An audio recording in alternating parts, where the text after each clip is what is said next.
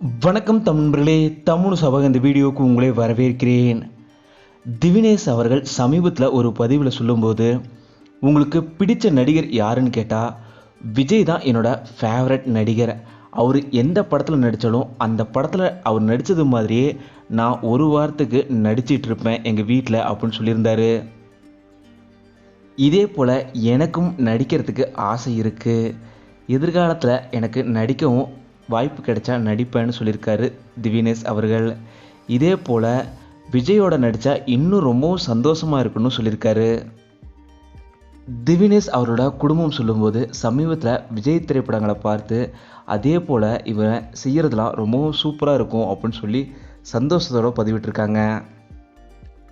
எதிர்காலத்தில் நல்ல திறமையுள்ள பாடகராகவும் நடிகராகவும் அதே போல் நல்லா படித்து மிகப்பெரிய அளவுலையும் வரத்துக்கு திவினேஷ் அவர்களுக்கு தமிழ் சார்பாக வாழ்த்துக்களை சொல்லிக்கிறோம்.